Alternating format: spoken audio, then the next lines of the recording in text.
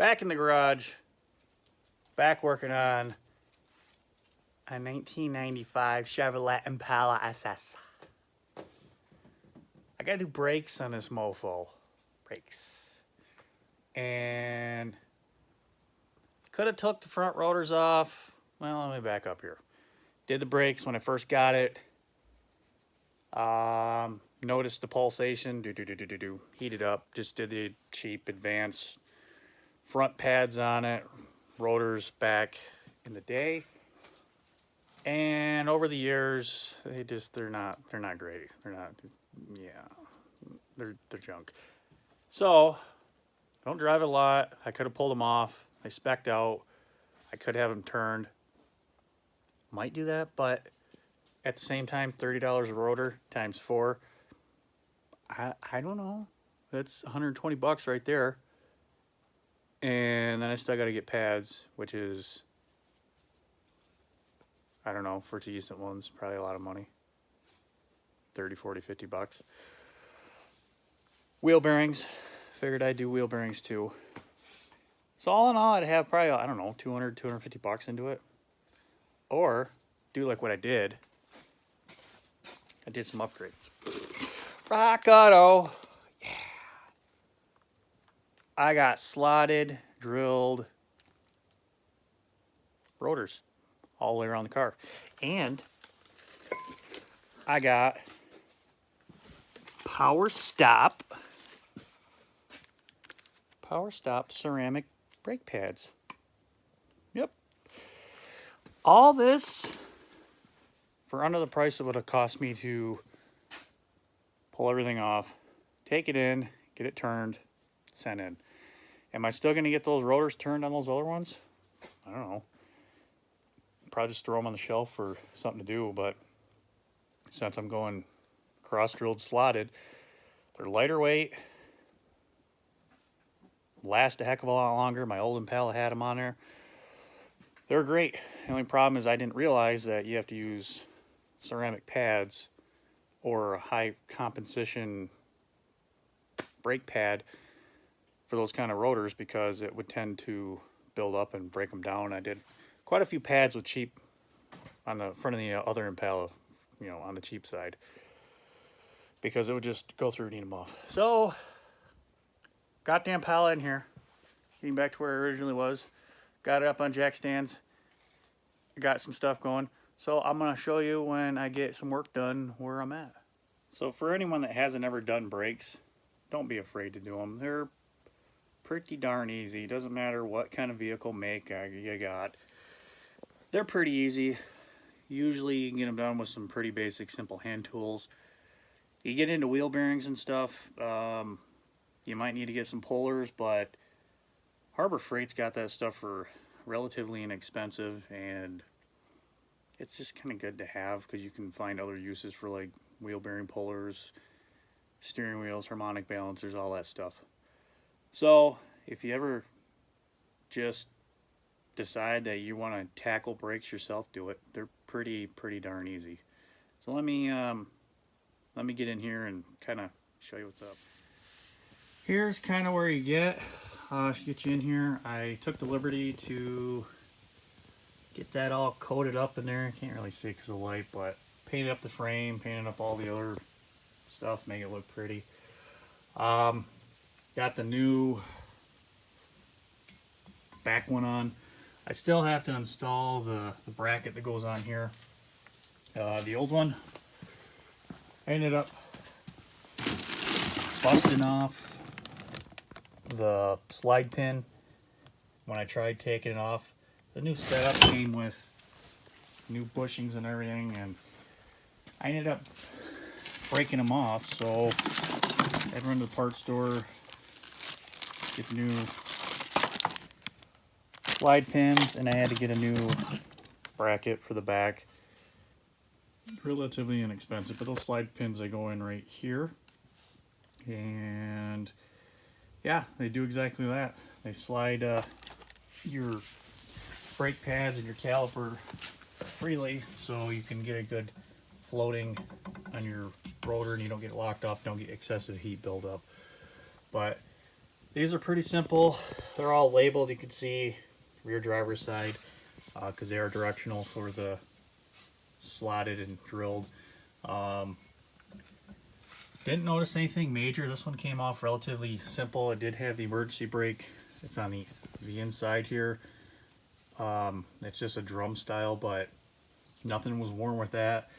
Stuck some brake cleaner and cleaned it all off. When I get on the other side, I'll do more of a video of disassembly and all that, but relatively simple. So I'm gonna get back after it and show you what I got going on here on the fronts. All right, here's where I'm at. Got the front side all done, swapped out. Actually, I got both fronts because I kind of just started going after it. I got it reassembled. As I mentioned, a front driver's side.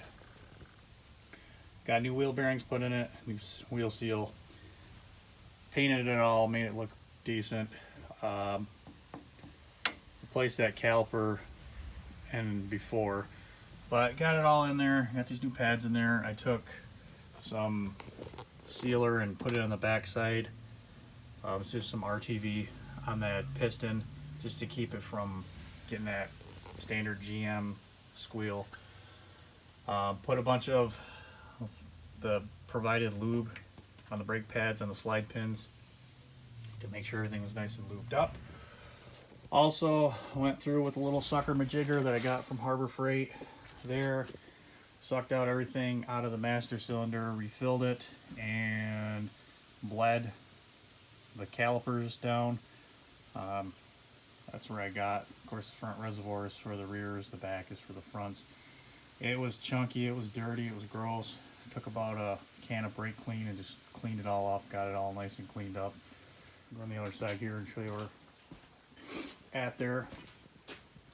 Got this side done as well. Yeah, so if you've never done brakes, like I mentioned, it's really simple. These older 90s and earlier GMs, I don't know when they switched them, but got a big Allen key. Back side here, you got two of them. Oops, right here. One down here. Zip out these two slide pins. And I usually take a giant pry bar and just kind of whoop, pop that out. Once you get the caliper off, hang it up so it's not hanging from the brake line. And then you're free to get the rotor off. You pop the dust cap off here. There's a cotter key in there with a castle nut. Pull the cotter key off, spin off the castle nut, and the whole thing will slide off. Once you get them off, they're gonna look like this. Obviously not rusted. I had some rain here yesterday and flash rust, so yeah, you basically just kind of slide them off, and you got your wheel bearings and then your seal. The wheel bearings will come with new races if you need them. The rotors that I got had the races already installed on them, so I didn't need these ones. The back one obviously is for the rear. This one's for the front of the rotor. They're relatively simple if you need to install them. They do make a tool. It's kind of like a step bit, but it's giant. You can pound it in with a hammer. A lot of places that sell these kind of bearings, you can find those tools at. They're, I don't know, relatively inexpensive, but the rotors that I had came with them. Of course, like I mentioned, those are the old ones. You can pop these seals off, pull those bearings out and clean them up. I just bought new bearings because they were cheap enough. That dog, I swear. But I just got new bearings because, like I mentioned, they were cheap enough. Repacked them. If you guys have never repacked bearings, they're relatively simple. Get the high temperature disc brake grease. I just bought this stuff.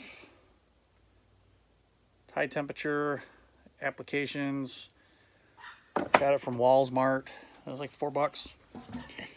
Used almost, I didn't use a whole can, but I used 3/4 of the can because I like my bearings nice and lubed up. Once I get that tapped on there full of grease, use a rubber mallet. It'll get some excessive. You can just wipe that off. Of course the rotors are still covered in the film from the packaging, so I gotta go through and clean it off anyway with some brake clean, but that's basically it. And once you get the rotor back on, you can reload your brake pads and your caliper and put those two slide pins back in, and you're good to go. And then when you bleed the system, as I mentioned, once your master cylinder is full, you got your line here, you can just crack your bleeder right here. And once that thing stops bubbling, I just gravity feed them. Never had any issues. It just, you'll know, because it'll stop having little bubbles coming out like you're blowing bubbles in chocolate milk. So that's how you bleed them. And what I mean when I gravity feed them is I just fill up the reservoir fuller than I can, and I'll just open up the bleeder valve. And what that does is I'll walk away for, I don't know, sometimes 30 minutes, hour, and you'll see, you'll come back and you'll have just a nice steady stream out of there. And at that time, once you get a steady stream out of there, you'll see the level go down, but it's not gonna like viciously run out unless you take the whole bleeder valve off. But just crack it open and let it run, and it purges out all the air. All right, so what I got is I got the back bracket mounted up, put some Loctite on the rear bolts back here and the lower one down there. Got it snugged up and torqued. So what I'm going to do is show you these little slide pins and how you install them. They're pretty darn simple. Okay, I'm going to do some kind of awesome camera work, so sorry for the shakiness. So you got your slide pin, and the slide pins, they go in there, and what do? They slide like that. Maybe I should get my thumb out of the way a little bit. There we go. And your caliper bolts on here, and it bolts on down here to the lower one, and then it goes when you hit your brakes. And this sliding allows your caliper to move so it doesn't lock up on your rotor and prevent, you know, heat buildup and all that stuff. Things float freely. These, however, have a little plastic jigger on them, if I can get one out, a little rubber, because they just kind of free float in there. But they got a little lip right there and a lip right here that these kind of hold into. And you can see I got the lower one installed, and it's not going anywhere. It's in there, it's floating, but it's not going anywhere. So I'm going to show you how to put those on really quick, because there is a proper way to have those on. So what you can see is there's this little groove right here, and there's a little groove on the inside of the grommet. Big side will go on the back side of the bracket, and the groove will go inside there. So you basically will take it and slide it on like so. Is take your grommet, small side in, that's going to go on your pin, slide it on there. I usually take a small screwdriver and I'll kind of carefully put it in there so you don't rip the grommet. And you want to just kind of get it on there and kind of push towards the front of the pin and just try to get it around and seated on there. And you're trying to get that little rubber seated on that groove. So once you get it seated on there, it should look something like that. You go ahead, slide it on there, and do the same thing with your screwdriver. Just kind of gently put it around the bracket groove. Just delicately, because you don't want to poke a hole in that, because you're trying to keep moisture out to keep them slide pins to slide. That's what it should look like, and then you should have a little bit of So once you get your bracketry installed, you can go ahead and get your caliper reset. Usually take a C-clamp and an old pad and put it in there and squish it down so your new stuff fits in there. I'm going to go ahead and do that, clean up these edges with wire wheel just to get some of the junk off of it, and then lube it up, put it on. So there's one of the old pads. And what I like to do is, doesn't matter which one you use as long as it's in there. Well, flip that around, take your C-clamp, get it on there. You remember my master reservoir is open, and what I do is I turn in my clampy doodad, and that's going to force the fluid back up into the system. So that's good. If you can't do this easily, chances are you probably have a bad caliper, and you're going to want to change it out because those will seize up on the inside there. But if it moves relatively easily, like if you're like, and it's sticking out and you're like, yeah, you don't want that. You want to just kind of easily get it in. And once it's flush, back your seat clamp, and then it falls out like that, and you're done.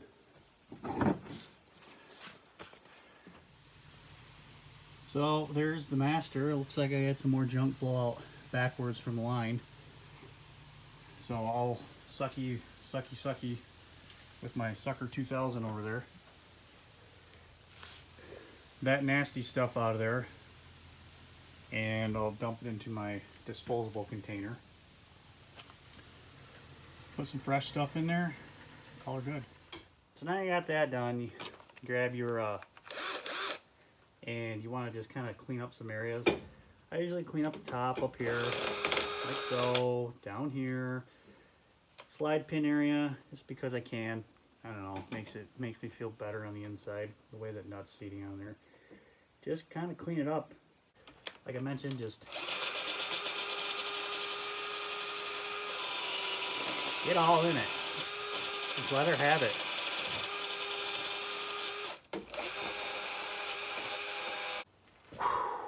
Yep, that's all I do. Good enough to knock off the stuff and get some lube on there, and yeah. So what I didn't mention before is now that you're in here kind of doing all this stuff, good time to check out your hoses. If they're cracked, dry rotted, gross looking, just, I don't know the proper term, just, you know, junk, replace them. They're cheap. If you gotta wait a couple days for your parts, you do. But it's a lot better than having no brakes or sticking brakes in the hot bearing and broke down the side of the road because you were too busy to, or whatever, to change out a little hose that cost $350. You know, you're in here, do it right. Do it right. So that's the RTV I got. It's orange. I don't know where my black stuff's at. I'm not racist, so I'll just put this stuff on there. It's good for differential covers. I'm gonna put that on there. Goop it on there. Valve covers. You gotta build your own. Like I got a rear main seal I gotta do. I'm gonna put it in there and put some of this in there. It's really good, universal. So I just put a little bit on there. I don't do much because it goes a long way.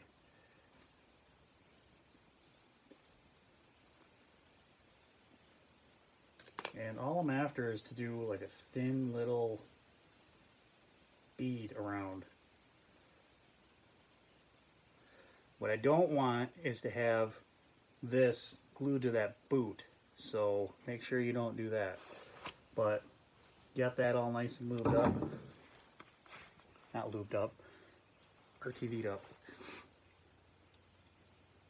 And what that does, as I mentioned, with the brake pads,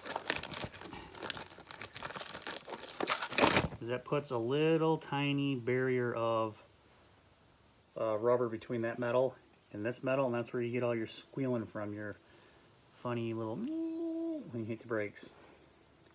How does that go again? Next step, you want to use this stuff that the Kardashians are very much into, and make sure to put it all in your areas of need. Just so you know,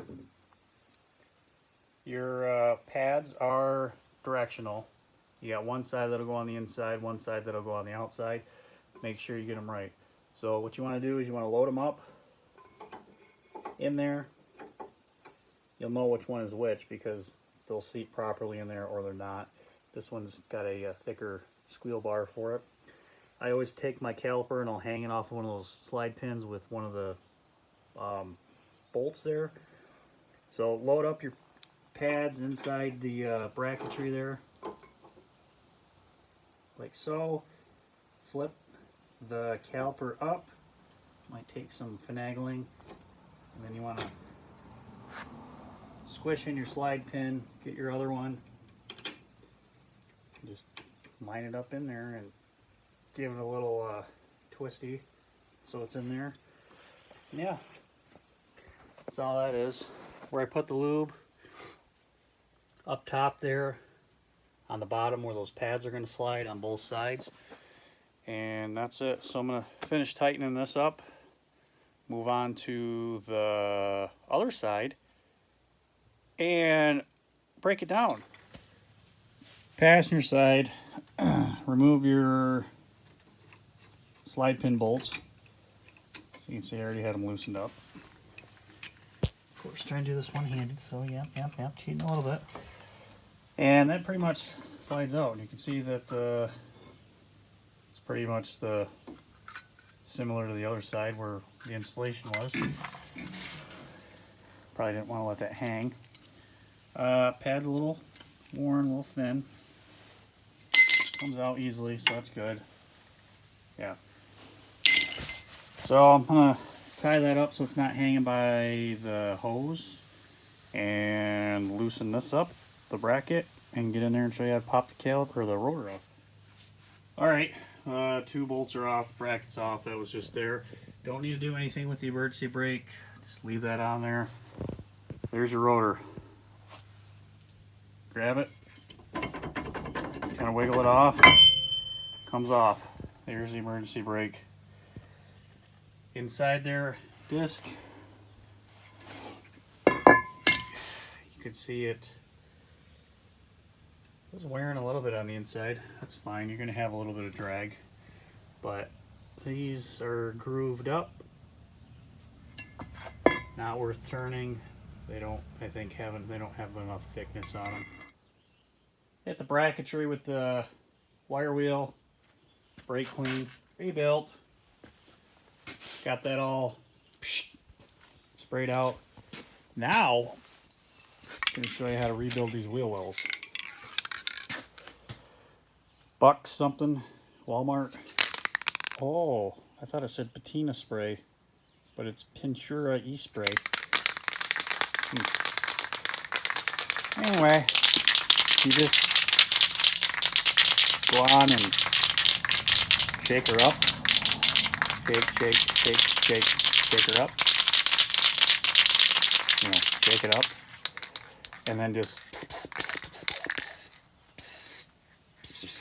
rebuild it.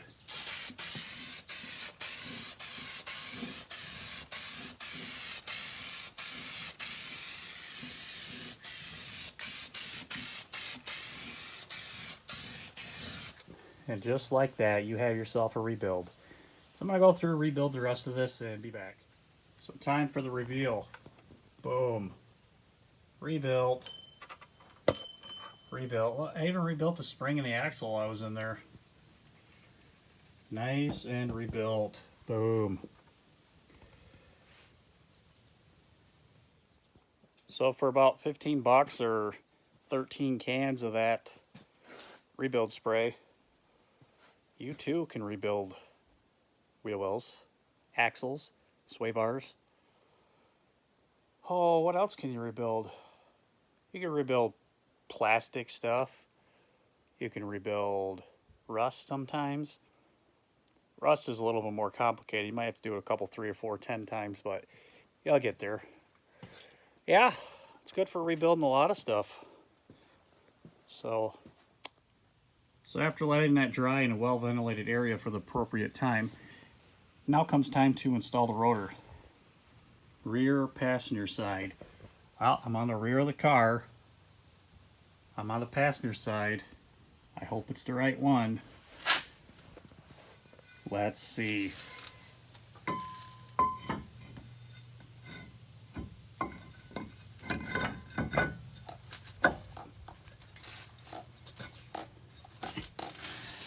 get on there.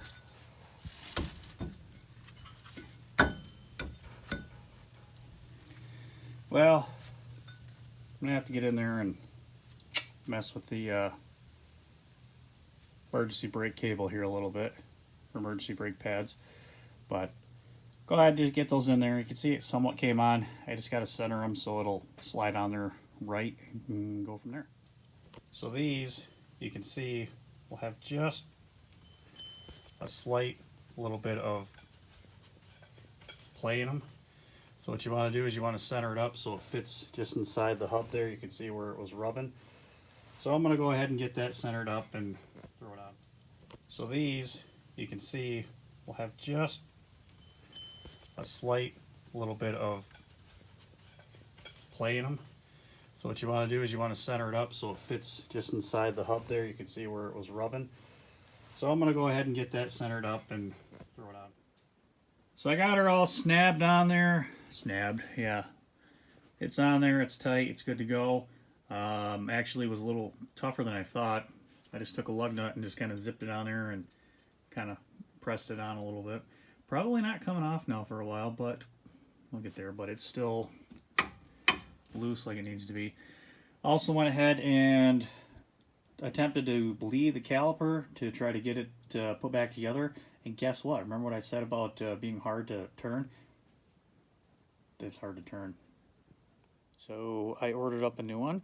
It won't be here for a couple days because no one's got one in stock. So I'm kind of pooped out of luck. So I'm going to probably do some other stuff to the car. I got a air conditioner to mess with again, and yeah, I'll make another video on that. So thanks for watching. Leave some comments if you get any questions. Tell me I'm an idiot, whatever. Bye.